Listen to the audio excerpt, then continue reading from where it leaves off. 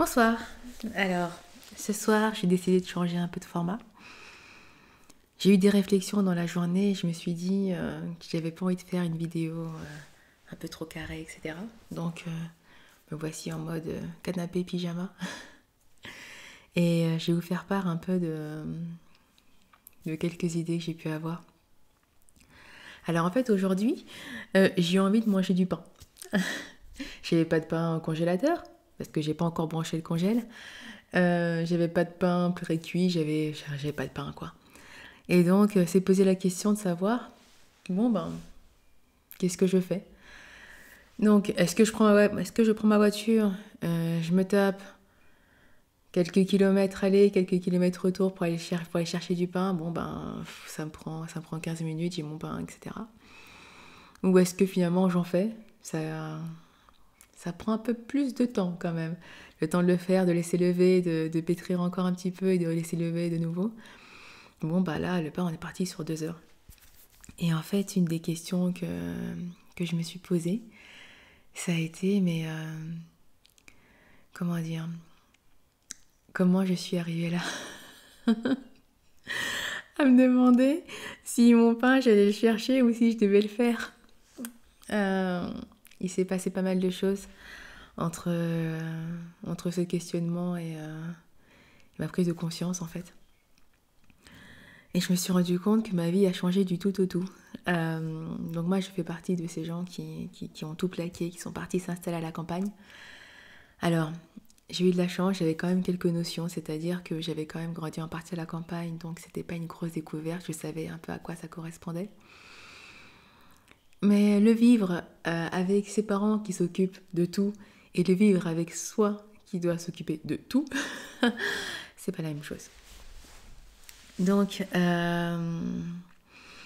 donc ouais, je vais vous faire un petit flashback de tous les événements. Et peut-être que ça vous rappellera quelques trucs de votre côté. Alors, prise de conscience. Donc, j'écoutais tranquillement donc, des vidéos sur YouTube, etc. Et donc, je suis tombée sur la vidéo de Pablo Servigne. Donc, si vous avez l'habitude d'écouter les podcasts que j'ai pu faire, vous connaissez un peu l'histoire. Donc, je tombe sur le podcast de Pablo Servigne.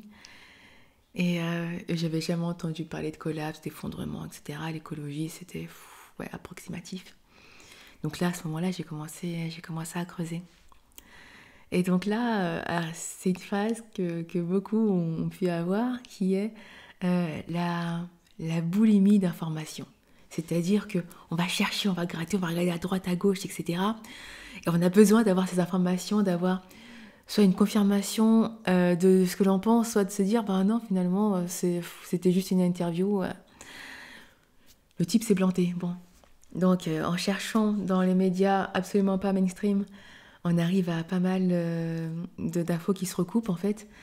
Et là, on se rend compte que, ah ben en fait, les choses vont mal. Plutôt. Donc, oui, ok, l'écologie, mais il y a d'autres problèmes également. Et donc vraiment, en ouvrant son esprit et en recherchant, déjà, on se rend compte que on est au courant de pas grand-chose. Et donc, plus on cherche et plus on se rend compte qu'on ne sait pas.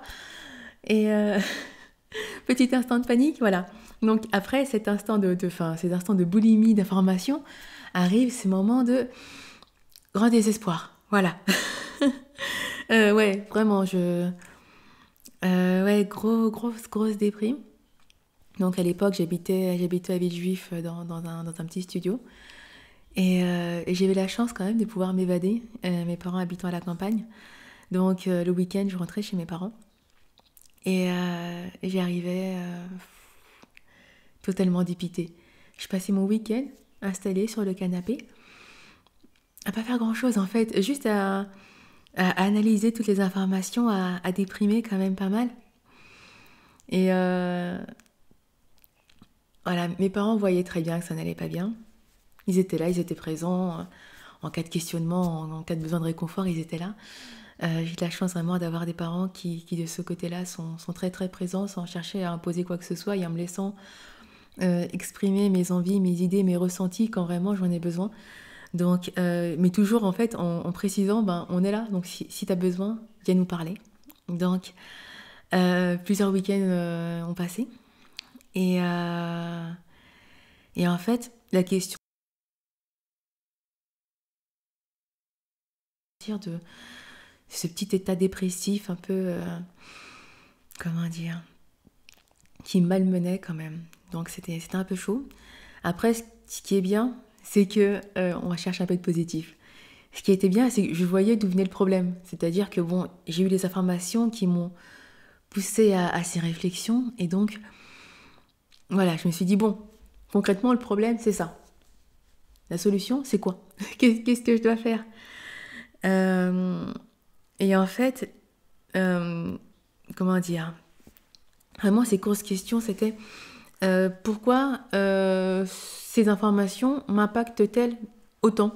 Parce qu'en soi, c'est des informations, c'est qu'est-ce que je choisis d'en faire en fait. Et les conclusions étaient que ben, finalement, si jamais vraiment il y avait un effondrement, euh, j'étais euh, j'étais vachement embêtée dans mon appartement où je ne pouvais pas stocker grand-chose. 17 mètres carrés, vraiment, on se rend pas compte, mais ouais, c'est tout petit en fait. Il y a la cuisine qui se situe dans la pièce de vie, également la chambre en fait, tout ça. J'avais un lit qui se dépliait, et avec une petite entrée pour les placards et une salle de bain, enfin une douche hein, surtout, et avec les toilettes. Et donc on se rend compte que dans ce tout petit milieu confiné, euh, et ben en fait on peut rien stocker, on peut rien faire, on est totalement dépendant du système.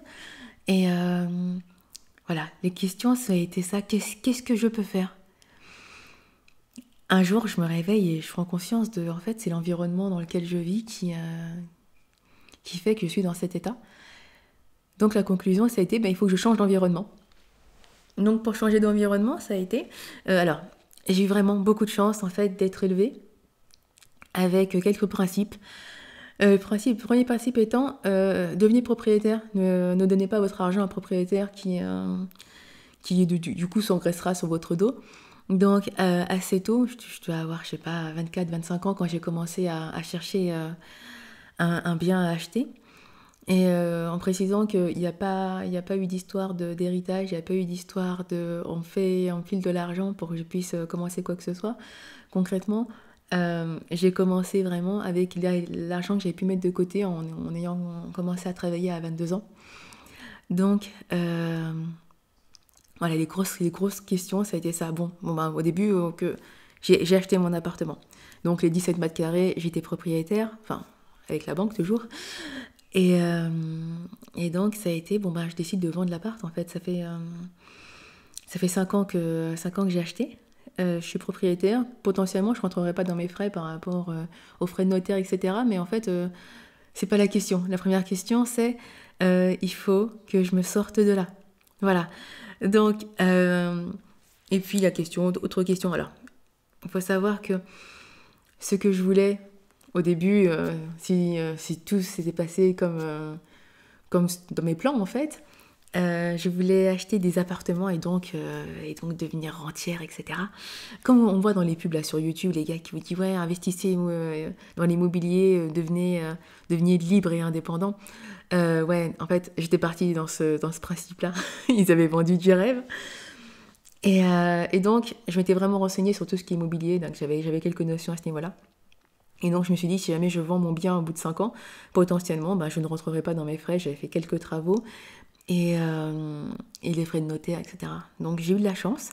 Entre le moment où j'ai acheté et le moment où j'ai revendu, j'avais fait quelques travaux et le marché de l'immobilier, en fait, dans ma ville, se portait plutôt pas mal. Donc, première question, c'est à quel prix je laisse partir mon appartement sans pour autant que bah, ça me fasse un peu mal au cœur. Donc j'ai mis un prix au-dessus de la valeur du marché, d'après moi, en me disant c'est bon, je vais avoir le temps. Et il s'avère qu'en une semaine, en une semaine, l'appartement a été vendu avec une propos là. Je ne voulais pas passer par une agence initialement et finalement j'ai été contactée, on m'a dit bah écoutez le prix que vous en voulez, c'est totalement possible avec les frais d'agence par-dessus. Bon bah là on se dit bon bah le prix j'étais plutôt cool. Et donc finalement, ok, on y va. Et pour une vente, il faut à peu près 3 mois. J'ai mis en vente au mois de mars, donc au mois de juin, ben, j'avais plus d'appartement. Mais au moment où j'ai décidé de vendre l'appart en fait. Il y a eu un poids en moins. Je me suis sentie mais libre, je me suis sentie légère, je me suis sentie beaucoup mieux. Vraiment, je suis sortie de cette torpeur qui m'empêchait d'agir, qui m'empêchait vraiment de réfléchir. Et je me suis sentie vraiment beaucoup mieux. Voilà, une libération. Et les mois passent. Et ce qui est bien, c'est que ça m'a laissé le temps également de choisir dans quelle région je voulais atterrir. Parce que voilà, entre le moment où j'avais décidé de vendre l'appartement et le moment où il fallait que j'ai quitté l'appartement, je ne savais pas où je devais aller. Donc, j'ai fait mes recherches avec des critères, notamment la pluviométrie, la pollution des sols, etc. Et je sais que dans le milieu des collapsos, en général, ça se finit soit en Limousin, soit en Bretagne. Voilà. C'est ce que j'ai pu observer de ceux que j'ai pu croiser, avec qui j'ai pu discuter. Donc, la Bretagne, j'avais pas les moyens. Donc, ça a été le Limousin. Au mois de mai, je suis partie en week-end avec mes parents et mon neveu. Et j'avais un entretien d'embauche. Bon, après, donc je suis dans le paramédical. En général, ça recrute, hein. Donc, je suis partie un week-end. Et ce week-end en question, du coup, j'ai trouvé un job. Ça, c'était cool. Et j'ai cherché pendant des semaines des logements, des maisons avec des critères bien précis. Et je ne trouvais rien du tout. Jusqu'au moment où on était dans un appart hôtel. Et là, je change mes critères de recherche parce que je voulais un terrain, je voulais plusieurs hectares. Pour que vous compreniez la survie, il fallait que je puisse travailler ma terre, etc. Et je change les critères de recherche, je retire le mot hectare de la recherche. Et là, sort une annonce que je n'avais pas vue des semaines durant. Donc nous sommes vendredi, j'appelle, je me dis bonjour, excusez-moi, j'aimerais faire la visite et j'aimerais la faire demain. Ah, c'est pas possible. Ah ouais, donc vendredi pour samedi la visite. Oui. Excusez-moi, oui. À Paris, ça va vite en général. Donc la visite a pu se faire le lundi. J'ai eu de la chance, je ne travaillais pas le lundi. Mes parents non plus, et mon neveu était en vacances, donc ça s'est bien passé. Donc j'en ai pu rester jusqu'à lundi.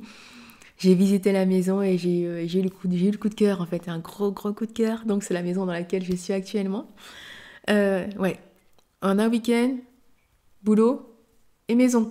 Hey! Si ça, c'est pas une bonne étoile. Donc déjà, voilà. Donc ça, encore une fois, hop, allez. Un coup de stress en moins, je sais où je vais atterrir. Donc voilà, donc là, je suis en Haute-Vienne. Et je connaissais pas du tout la région, hein, vraiment. Ça a été une grosse découverte sur le week-end. Donc le temps passe encore.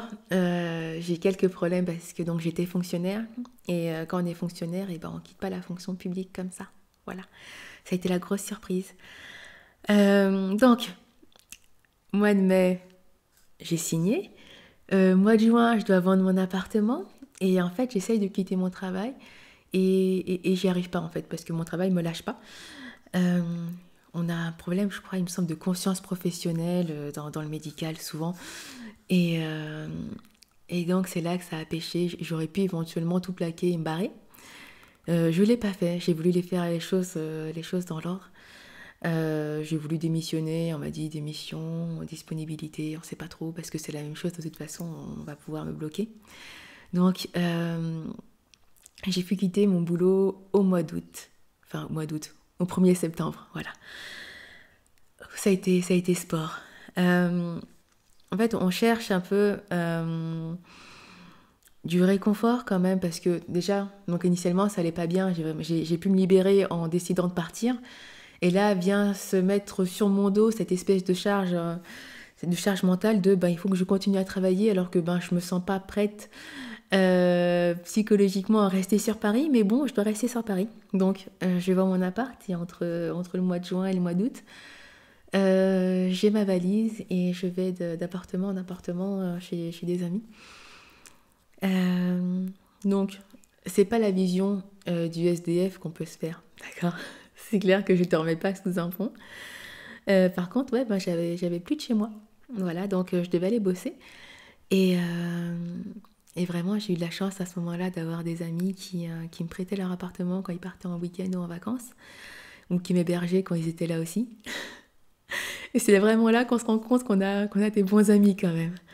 Donc merci à vous, mes amis qui m'ont hébergé. Bon, passons, je continue. Donc pendant quelques mois, ça a été un peu galère. Et donc arrive fin août, début septembre, et là, donc je dois partir en Limousin. Donc, je ne sais pas si vous vous souvenez, mais en général, donc il faut 3 mois pour une vente.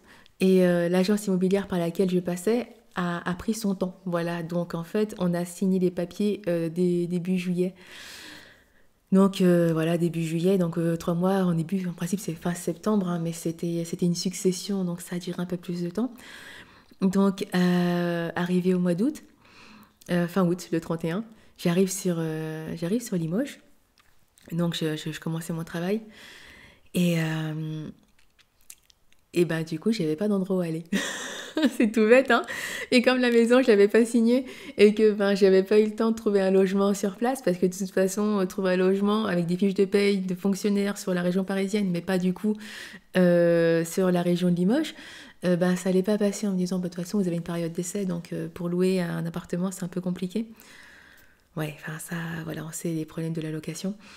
Donc la première nuit, je l'ai passé à l'hôtel, voilà. Je me souviens, c'était pas un hôtel exceptionnel, hein, ça m'a coûté 50 balles quand même la nuit, parce que de toute façon les Airbnb ça coûtait le même prix.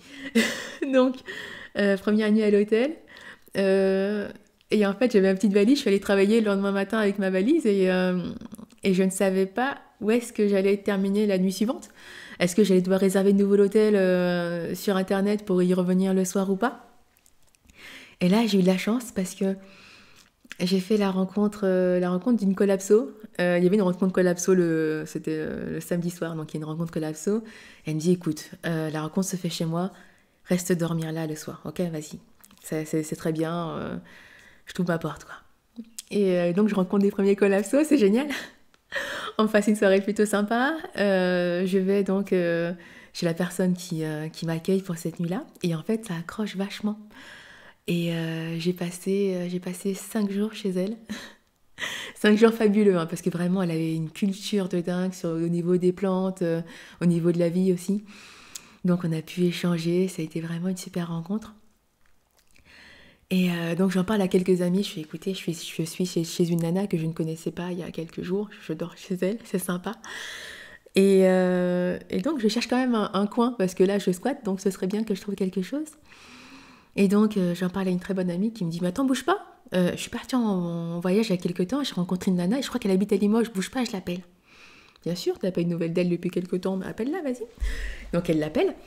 Et, et donc elle me dit, bah écoute, c'est génial, elle a une chambre en plus chez elle, je te donne son numéro, contacte-la. Donc c'est exactement ce que je fais, je la contacte. Et donc on se rencontre, et là, ben ça accroche. Et vraiment, vraiment, mais une chance. Donc, je prends ma petite valise et au final, j'atterris chez elle. Et elle était à 17 minutes à pied de mon travail. Magique. Donc, j'ai passé plusieurs semaines, plusieurs mois chez elle. Voilà. Et il y a encore aujourd'hui, ben, c'est une bonne copine. Voilà. Euh, Et bon, donc on continue cette petite histoire de comment j'ai fini de ma vie parisienne je fais le pain ou je vais l'acheter. Voilà, donc j'arrive dans la maison, j'avais prévu une petite caravane parce que initialement je pouvais m'installer sur le terrain avec l'autorisation des propriétaires et finalement ils ont changé d'avis entre les deux, donc j'avais une caravane qui finalement m'a servi quand même parce qu'arrivée dans la maison j'étais pas sûre que je pouvais y vivre. Donc j'ai eu de la chance parce que donc fin octobre il commence un peu à faire froid. Il y avait des cheminées dans la maison, enfin notamment une qui fonctionnait à peu près bien, et une chaudière fuel qui a plus de 40 ans. Donc la chaudière a pu être remise en marche, et j'ai passé une semaine dans la caravane avant de pouvoir rentrer dans la maison. Donc ça a été vraiment une qualité de vie que je ne peux pas négliger. Parce que c'est vrai que ceux qui habitent sur leur terrain pendant les travaux dans une caravane, et surtout en hiver, leur vie n'est pas aussi facile, entre guillemets, que la mienne. Donc, ouais, j'ai eu beaucoup de chance. Et attends, vous m'excusez, alors j'ai mon mug de thé, je me réhydrate. Donc j'ai pu commencer les travaux dans la foulée, tout en travaillant. Donc, le travail était plutôt sympa parce que en fait, j'avais des longs week-ends, je faisais des semaines sur 4 jours, en fait, on travaillait 10 heures par jour. Donc, je faisais mes semaines de boulot, je faisais ma semaine de boulot et quand je rentrais, j'enchaînais sur les travaux, etc. Et j'ai fait ça pendant 2 ans, ouais, 2 ans à peu près, 2 ans et demi. Et j'étais rincée, franchement, j'ai été rincée parce que j'avais besoin d'avancer mes travaux et j'avais besoin de rentrer de l'argent également. Donc je ne pouvais pas mettre de côté le travail parce qu'il fallait que j'ai des rentrées d'argent. Donc j'ai avancé assez fort initialement parce qu'au moment de la vente de l'appartement, il y a eu une plus-value quand même. Donc à ce niveau-là, j'ai pu payer, ça a payé mon isolation. J'ai fait une isolation par l'extérieur et j'ai isolé les combles en rampant. C'est le nom, hein, les rampants en fait des combles, là j'ai pas rampé, pour ceux qui connaissent pas. Et donc cette petite plus-value, ça a été plutôt pas mal, parce que j'ai une maison qui est super bien isolée. Quand il faisait 40 degrés là, il y a quelques jours, chez moi il faisait plutôt 21-22 à l'intérieur, donc en plus des murs en pierre qui font 80 cm, j'ai une bonne isolation à l'extérieur. Mais d'ailleurs j'ai fait des erreurs par rapport à ça en voulant me dépêcher, je vous raconterai ça un autre jour. Donc voilà, le boulot et les travaux en même temps. Et ouais, ça a été un peu fatigant du coup. J'ai décidé de mettre un peu en stand-by le travail pour pouvoir avancer un peu plus vite parce que à chaque fois qu'il y avait des nouvelles données qui arrivaient, j'avais un sentiment d'urgence qui se mettait en place. Et notamment, par exemple, pour le Covid, je me suis dit, ça y est, ça va s'effondrer maintenant. C'est maintenant, on y est là, c'est pas possible. Donc, j'avais quelques stocks alimentaires, donc ça allait. Je me souviens le premier jour du confinement, je me suis dit, bon, ok, j'ai quelques courses à la maison, mais il me faudrait des œufs, quoi. Donc, parce que j'en ai quelques-uns, mais j'en ai pas beaucoup, donc je vais faire un petit stock pour les œufs. Je prends ma voiture, je me pointe devant le supermarché, et je vois la queue. La queue. Et puis on suit la queue encore, on tourne la tête, on se dit, mais c'est pas possible. Non, finalement, les œufs, j'en ai assez, ça devrait aller. Et donc, j'ai fait demi-tour. Et là, je me suis dit, waouh, merci le stock alimentaire. Voilà, donc, il y a vraiment un sentiment, voilà, je me dis, bon, je me rends compte que cette chose que j'ai mis en place, en fait, c'est vraiment très utile, mine de rien. Donc, ça a été un très bon choix. Ok, ça, c'est calé, le stock alimentaire, on en a besoin. Et puis, au fur et à mesure, il y a quelques tuiles qui nous tombent sur le coin du nez, hein, toujours. À un moment, j'étais dans un bar. Et ouais, j'ai pris le temps d'aller dans des bars de temps en temps pour pouvoir décompresser parce que vraiment, boulot, travaux, c'est pas possible tout le temps. Donc je suis allée dans un bar et puis donc c'était début de soirée, etc. Il y avait quelques travaux encore de mise en place du bar. Et là, les plombs sautent. Les gars, vous avez fait quoi encore? Qu'est-ce qui se passe? Vous avez touché à quoi? Ah non, mais dans la rue aussi. Ah, donc non, c'est pas que ici. Pardon, excusez-moi, j'ai été mauvaise langue. Ok. Donc on sort, les lampadaires, il n'y avait plus de lumière, il n'y avait plus rien chez personne. Et donc, à l'époque, j'avais un téléphone avec une double SIM. Donc j'avais une SIM SFR et une SIM Free, le numéro à 2 €, quoi. Et en fait, l'antenne SFR avait sauté aussi. Parce que j'ai découvert que certaines antennes avaient des générateurs qui leur permettaient de pouvoir continuer à fonctionner, et d'autres pas. Donc l'antenne SFR, il n'y avait plus de... il y avait pas de batterie dedans. Et dans celle de Free, oui. Donc, j'étais là, au milieu du village, et je me suis posé la question, je me suis dit, attends, il n'y a pas d'électricité. Ça va durer combien de temps? D'où ça vient? On ne sait pas. Et donc, je me pose et j'analyse. Problème, solution. Ok, donc chez moi, y a quoi? Bon, il y a une cheminée, donc déjà, je ne vais pas avoir froid, hein, ça c'est bien. Donc ok, pour les pièces un peu éloignées de la cheminée, le problème peut se poser. Mais moi, tout de suite, dans l'immédiat, je dors sur le canapé devant la cheminée, c'est très bien. Ok, à ce niveau-là, je ne devrais pas avoir froid, donc c'est bon. Mais pour la bouffe, en fait, et pour se laver, et ben en fait, j'ai une gazinière. Ah bah ouais, c'est cool. Et ben finalement, je peux manger, je peux me chauffer. Donc cet item-là aussi est réglé. Ben voilà. Donc je peux me chauffer, je peux manger. Enfin ok, donc la base est assurée. Donc ça c'est cool. Et donc là encore une fois, cette mise en place, je me dis ben hey, ok, j'ai assuré sur ça, c'est bien. Euh, Comment dire? Après, donc en effet, si la coupure de courant dure un peu plus longtemps, il faut que les choses mises en place soient un peu plus pérennes que j'avais à l'époque. Donc j'ai une cheminée. Et là, les prochaines étapes sont la cuisinière bois et un poêle bouilleur en fait pour pouvoir assurer le chauffage de la maison. Je voulais installer une chaudière à bois et finalement je me suis dit mais pourquoi avoir plusieurs spots de chauffage dans la maison alors qu'il suffit finalement de les regrouper. Donc j'ai quand même avoir ma cuisinière bois et je vais avoir un poêle bouilleur. Et en fait j'ai décidé de ne pas mettre de cuisinière avec bouilleur intégré parce que si jamais j'ai un problème au niveau du bouilleur, ben, j'ai aussi un problème au niveau de la cuisinière. Donc en fait je préfère vraiment les découpler pour avoir plus d'autonomie à ce niveau-là. Enfin bref, pardon. Donc, euh, donc voilà, j'analyse ça et je me dis, bon bah ouais, je suis à peu près autonome ici aussi. Et donc aujourd'hui, euh, quand je me suis posé cette question de savoir si j'allais faire mon pain ou si j'allais l'acheter, j'ai quand même une petite nostalgie en me disant, mais avant, quand j'étais sur Paris, et ben la question ne se posait pas en fait. Je faisais pas mon pain parce que je marchais 5 minutes, j'avais une boulangerie à côté, donc ça c'était réglé. Euh, Chose que j'ai pas ici, hein. Avec le prix de l'essence qui est supérieur à 2 euros le litre, j'ai fait le pain. Et voilà, les éléments se dégradent au fur et à mesure. La géopolitique, c'est pas le top. L'économie, c'est pas le top non plus. Et ouais, je me dis, mais qu'est-ce qui s'est passé de cette vie que j'avais où en fait c'était uniquement du loisir en fait. Vraiment, je profitais de la vie.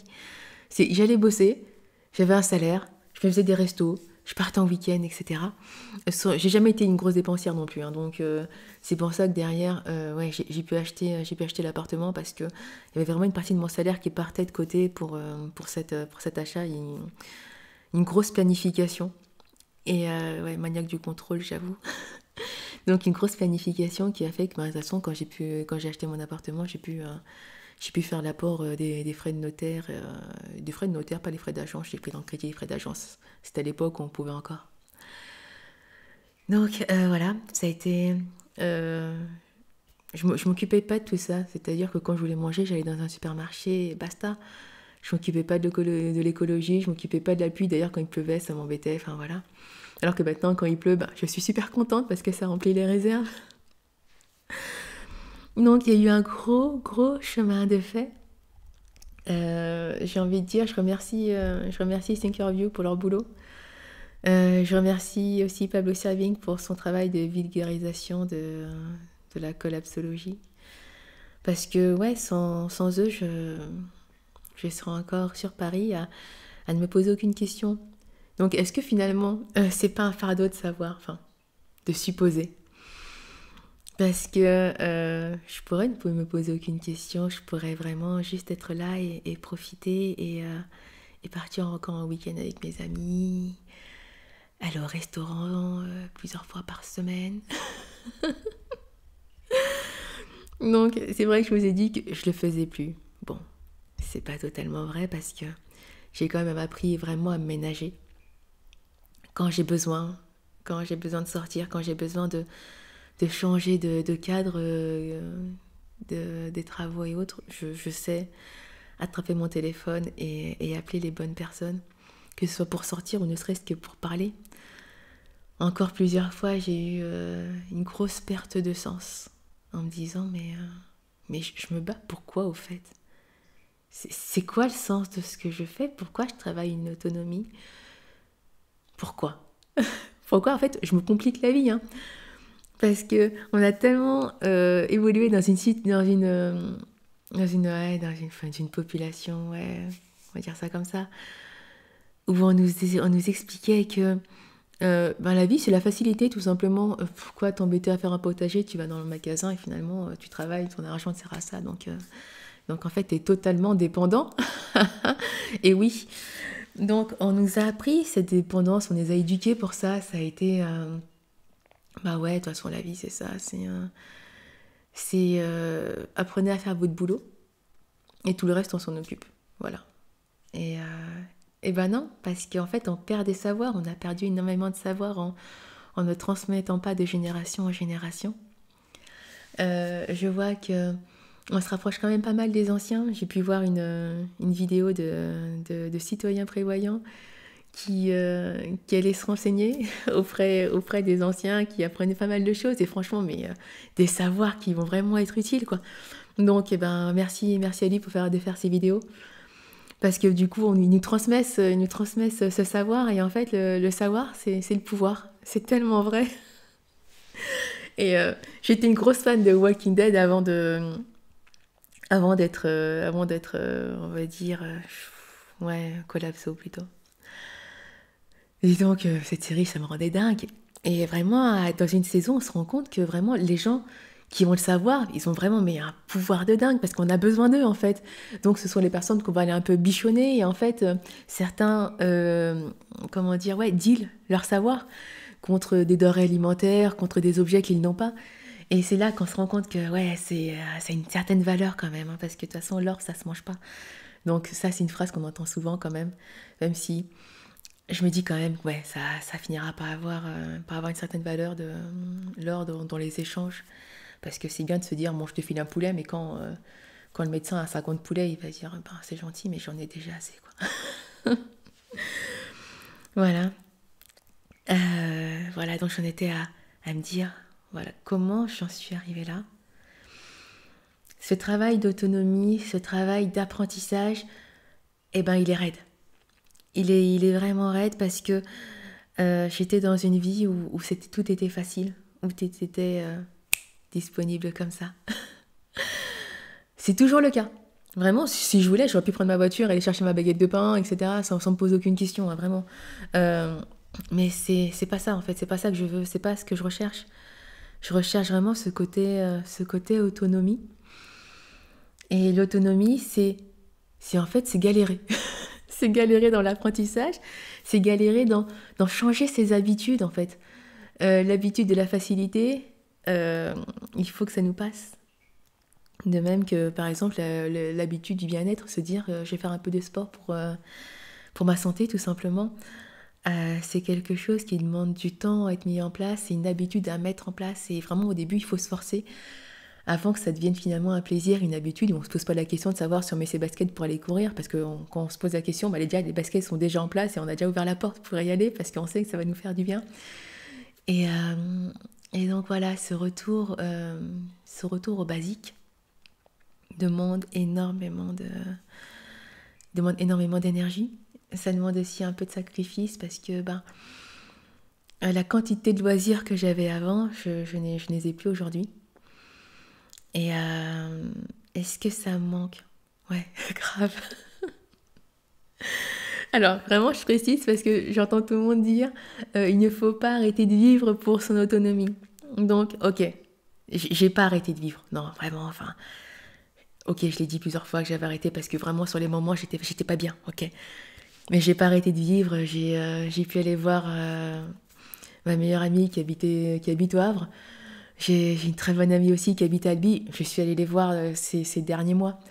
Donc, c'est vrai que par rapport au rythme que j'avais auparavant, c'est moins souvent, ok.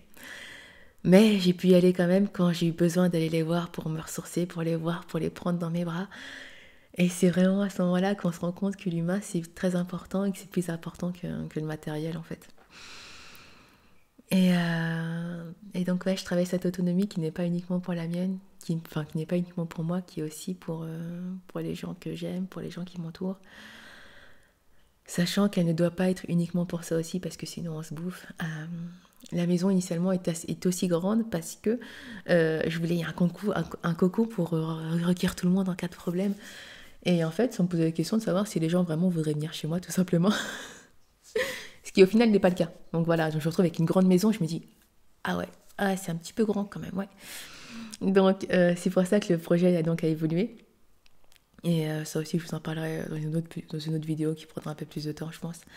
Mais donc, ouais, au final, ça va finir en stage, en fait, pour apprendre cette vie d'autonomie. Parce que, pourquoi je me complique la vie maintenant? Parce que j'ai le choix. Voilà, j'ai le choix. J'ai le choix de me dire, bon, ben, je vais le faire, c'est pas. C'est un choix. Et c'est pas quelque chose qui m'est imposé, c'est pas quelque chose qui est... voilà, qu'on rentre de force. Euh, comment dire? Je peux le faire à petite dose, voilà. Donc c'est un effondrement progressif, une décroissance choisie. Euh, et ceux qui prendront le plus de temps à faire cette démarche de changement dans leur vie, de se dire, bon bah finalement, j'ai pas les moyens financiers, donc il faut que je fasse autrement. Ça sera éventuellement plutôt subi. Et il y aura tellement d'items à mettre en place en même temps que je pense que ça va être beaucoup plus difficile que moi qui l'ai choisi maintenant et qui le fais à mon rythme. L'apprentissage du potager, que j'apprécie pas. L'apprentissage du potager, c'est un choix. Là, j'ai décidé de planter quelques trucs en fait. Là, j'ai des tomates, j'ai quoi d'autre? J'ai des choux, j'ai des choux-fleurs, des betteraves aussi. Et voilà, c'est quelques plants que j'ai décidé de planter parce que bah, j'ai la possibilité de me dire, bon bah si jamais ça foire, je peux toujours aller dans un magasin. Ok, ça me coûterait la peau des fesses, mais j'ai toujours cette option. Euh, le jour où il n'y aura pas cette option, non pas parce que les magasins sont vides, mais parce que mon compte en banque me dira, bah non, tu peux pas te payer le paquet de pâtes à 15 balles. Là, je serai obligée de faire ce potager, ça serait une contrainte vraiment, parce que je vais me planter, parce que je ne saurais pas faire. Et là, je fais tellement de boulettes, si vous aviez, si vous saviez. On m'a dit, mais pourquoi t'as mis toutes les betteraves ensemble? Bah non, j'ai séparé les petits carrés et je les ai mis dans la terre. Alors, à part petit carré, il y a plus de betteraves. À toutes les feuilles là, c'est plusieurs betteraves en fait. Ah ouais, je savais pas. Donc, ça a été un gros coup de main. Si jamais cette même situation était intervenue alors que j'avais pas le choix de faire pousser ces betteraves et que personne ne m'avait dit, ben écoute, c'est pas comme ça qu'on fait, j'aurais pas eu de betterave, j'aurais eu la rage et j'aurais eu faim. Donc là, j'en rigole, ça m'amuse. Je me dis que l'année prochaine, ben, je ne ferai pas la même erreur. Et j'apprends, m'amusant, je rigole. Ce sont des erreurs qui n'ont pas de conséquences immédiates. Voilà. Alors que un peu plus tard, quand le potager deviendra une nécessité, ça sera stressant, ça sera énervant. On va se dire, mais j'ai mis tellement d'énergie dans les semis que j'ai faits, pourquoi j'ai pas de retour? Et parce qu'il n'y a pas l'expérience.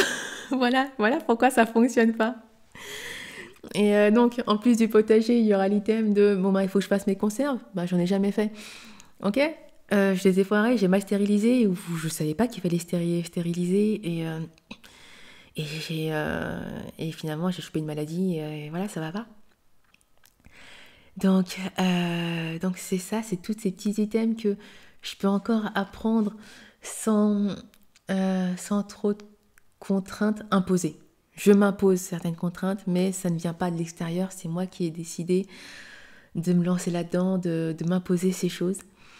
Et, et voilà, je peux doser. Voilà. Encore une fois, si j'avais voulu acheter le pain, j'aurais pris ma voiture, j'y serais allée. J'aurais même pu prendre le vélo, parce que j'ai un vélo, je déteste ça. J'aurais bien pu prendre mon vélo et aller chercher le pain aussi, voilà, ça m'aurait pris moins de temps et voilà. Sauf que vraiment, j'aime pas ça pour l'instant. Il va falloir que je m'y mette, hein. Comme je vous dis, les choses sont moins subies, enfin, sont moins difficiles si elles ne sont pas subies. Donc, je ferai des petits tours en vélo avec des amis, un de ces quatre, histoire de remettre le pied à la pédale, hein. On n'est pas encore à l'étrier, hein. Donc, donc voilà, je le ferai ça aussi.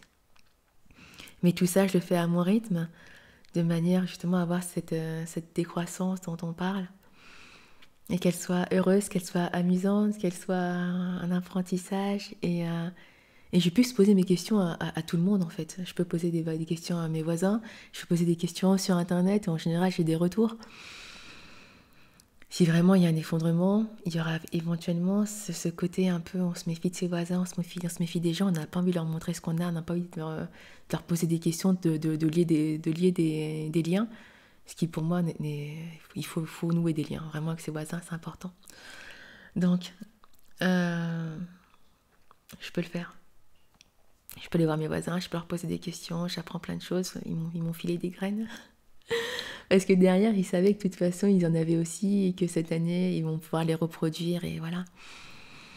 Alors qu'on tombe sur des voisins qui ont besoin de leurs graines pour les planter, qui finalement vont les stocker en cas de problème. Si jamais il y a un ravageur qui débarque et qui leur bouffe toutes les graines, mais ils vont en avoir besoin. Donc c'est vrai qu'on aura ce côté un peu plus prévoyant qui va nous empêcher éventuellement de partager autant que ce qu'on peut faire actuellement. Donc oui, je pense que voilà, ils m'auraient filé quelques graines quand même, mais peut-être pas autant que ce qu'ils ont fait actuellement. C'est pour ça que le réseau est vraiment hyper important. C'est pour ça qu'il faut le faire quand on a encore cette espèce de bienveillance les uns envers les autres. Quoique, il y a quand même des pourritures, ça, faut le dire, j'en ai croisé quelques-uns quand même. Donc oui, voilà, il y a ce côté où on a encore le choix, c'est encore une société où ça va encore. Où l'effondrement est peut-être en cours, mais on n'est pas effondré. On a encore nos comptes en banque, on a encore la possibilité d'aller acheter des choses, on a encore la facilité, la simplicité. Et donc j'ai envie de vous dire, de vous inviter à cette petite contrainte de temps en temps. à se dire, j'apprends cette chose même si actuellement je n'en ai pas besoin, parce que peut-être que demain ça me servira. Et tout ce que j'apprends maintenant, sans obligation, c'est quelque chose que je pourrais appliquer demain sans contrainte. Voilà, c'est ça qui est important, c'est d'apprendre tranquillement, c'est d'apprendre avec la bienveillance des autres, d'apprendre dans la joie et la bonne humeur. Voilà, c'est ça qui est important. Et donc oui, la vie d'avant me manque un peu, mais on n'a rien sans rien. Donc je continue de vivre, je continue d'appeler mes amis, je continue de les voir de temps en temps, beaucoup moins souvent parce que j'ai des choses à faire. Mais je sais où je vais, je sais pourquoi je le fais. Et c'est juste un investissement. C'est comme les investissements immobiliers que j'ai jamais fait finalement, c'est un investissement dans le savoir. Et il y a encore dans la pierre parce que la maison est vraiment très grande quand même. Enfin bref, bon, j'ai fait le tour, je vous ai dit tout ce que je voulais vous dire, je vous ai parlé de ce pain que j'ai fait qui était super bon en fait. Que demain je vais pouvoir manger avec la confiture que j'ai fait, que j'ai mis en bocal, c'était des fraises cette année, donc avec la confiture de fraises. Et les connaissances que j'ai fait, j'ai quelqu'un qui doit m'apprendre à faire du beurre, apprendre à faire de la viande séchée aussi, parce que, encore une fois, on a le temps, je peux, voilà. J'ai pas l'obligation que ça fonctionne, enfin, je vais pas gâcher de la viande, hein. J'ai pas l'obligation que ça fonctionne tout de suite, mais j'ai envie d'apprendre. Et on va bien se marrer. Et quand je vais le manger, je vais dire à mes invités, c'est moi qui l'ai fait. La classe ou pas? Bon, pardon, je vous disais que j'allais vous laisser, j'allais continuer à parler là. Bon, bah écoutez, j'espère que si vous êtes dans cet état un peu de léthargie à vous poser la question, mais qu'est-ce que je dois faire? Je suis pas bien. Bah sachez que il faut juste se poser la question, problème, solution, qu'est-ce que je fais et qu'est-ce que j'apprends et voilà. Et le tout est dans l'apprentissage. Bon, bah, rendez-vous pour une prochaine vidéo qui à mon avis sera un peu plus courte et j'en ai quelques-unes en préparation. Je vous dis bonne nuit parce que je finis mon thé là et je vais aller me coucher ensuite. Et à une prochaine, c'était cool de faire cette vidéo. Vraiment ça m'a plu, on en fera d'autres. Bisous bisous.